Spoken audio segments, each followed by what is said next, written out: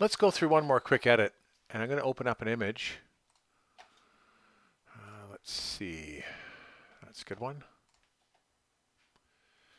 And this image, what I want to do is apply a different amount of filtering to the top part than the bottom part. So let's see if I can make that work.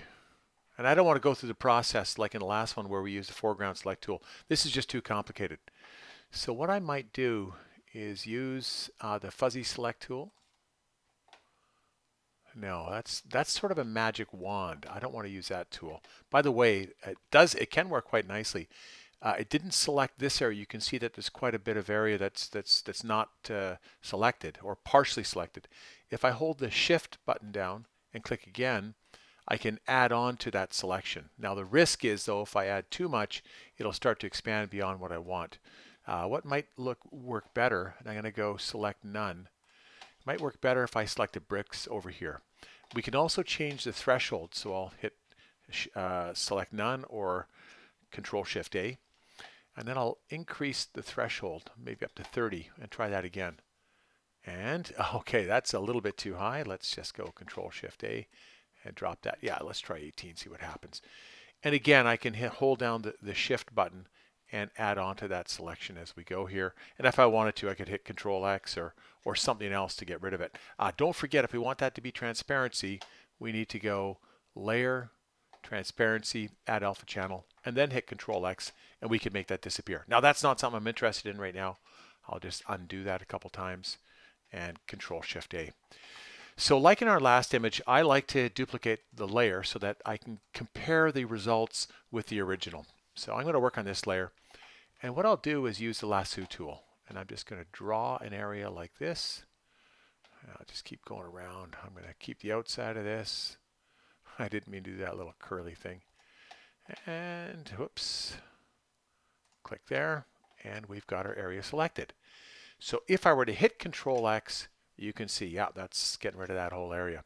So if I apply a filter now, so if I go filter blur, if I wanted to blur the foreground, I'm just doing this for demonstration purposes, it will only impact that area I've selected. But let's just do that. Let's blur this area. I'm going to show you a problem with this. So if I go Control Shift A, I've got this line here which is really annoying. So wouldn't it be nice if we could kind of blend that line somehow? I'll hit Control Z and again Control Shift A. And now I'll select the free select tool again, but I'm going to go feather edges. And we can select a radius for that. Let's make it fairly dramatic. I'll set it to 50. And maybe I'll just scale this image first. I crop and scale, just like in the last time. So I'm going to crop this down like this. That looks fine. And I'll also scale it. So I'll go Image, Scale Image.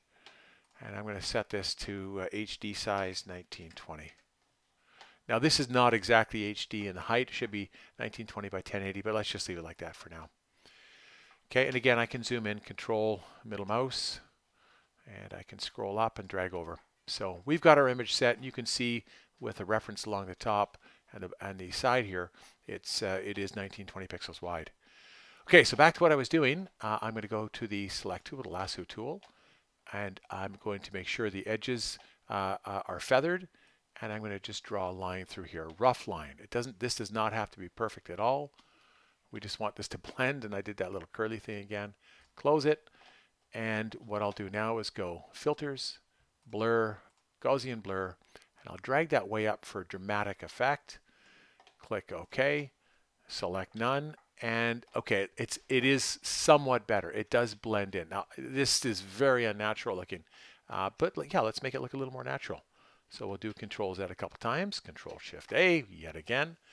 And let's see, what should we do to this? Let's change the colors of the blooms here, the blossoms. Let's make those a little brighter. So I will once again cancel, go with the lasso tool, and I'm going to select the area that has most of the blossoms in it. Okay, that's good. And around, close it. And now I'll go Colors.